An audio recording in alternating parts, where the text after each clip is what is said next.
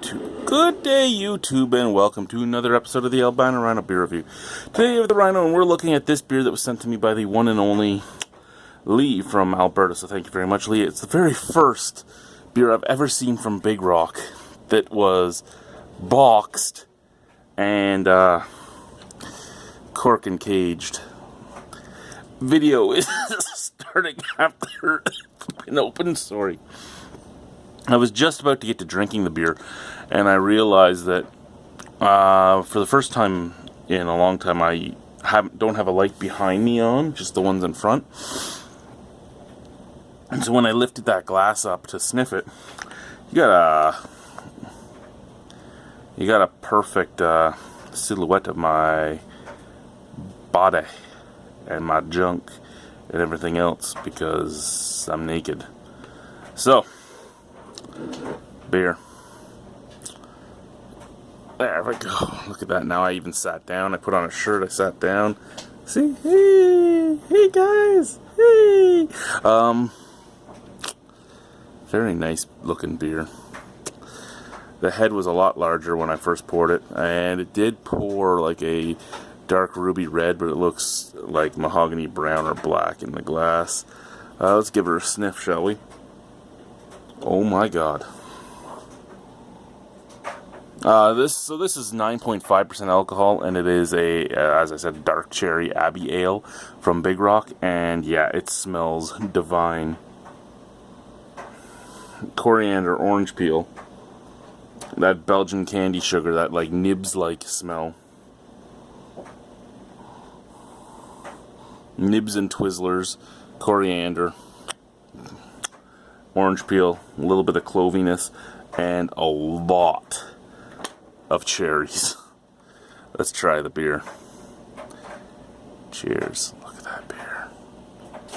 Look at that beer. Let's try it.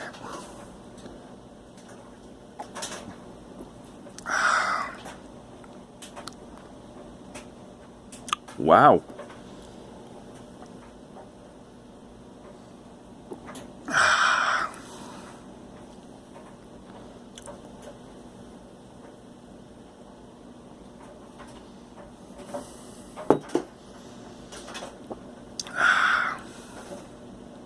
Well, that is probably the best put together Big Rock beer I've ever drank.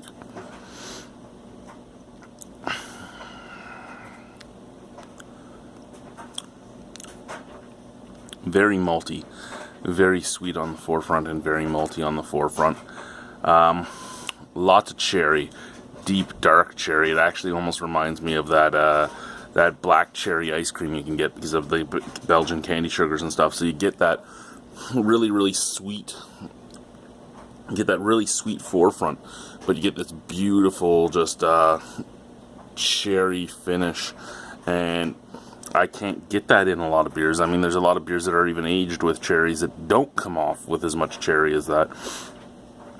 And I'm not saying it's over the top cherry, but it's just the beer style blends perfectly to the cherry taste. I think for the most part, Belgians blend perfectly to that taste. That beet sugar, the Belgian candy sugar, the invert sugar, it just blends perfectly with a cherry, and that's what this is doing. It's marrying perfectly to the cherry. The yeast's leaving a little bit of a drying ester on the back end. This is 9.5% alcohol, and it does have an alcohol warmth. It doesn't have an alcohol taste. It doesn't have an alcohol burn per se, but there's a warmth in the chest.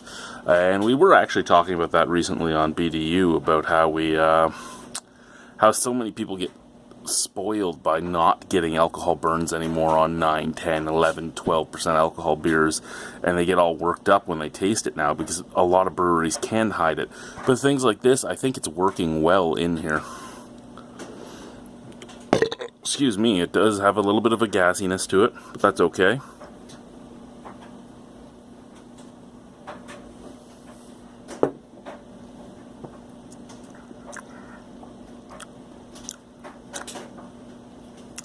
Yeah, there's that beautiful dark malt forefront, mixing with that Twizzler / Nibs-like taste. that then goes into the real cherry taste, which then goes into like a flat kind of malt orange peel taste that finishes with a slightly drying clove taste. All in all, I think this is a great beer. Even that just drying taste on the end, it makes the beer moreish. It makes me want to drink more of it. So all of that being said, I really do enjoy this beer. Thank you very much, Lee, for sending this out. This is, again, my favorite beer I've ever had from Big Rock. I'm sure, though, being corked and caged in a box and in a 750 milliliter bottle, I'm sure this is an expensive motherfucking beer, which may make me not want to buy it again, but it is really a well-made beer. I would probably give this a, you know what, I'd go right, well, you know what, one second. I'm thinking that it doesn't really deserve a 9, but maybe it does. Just everything seems to just work in this beer.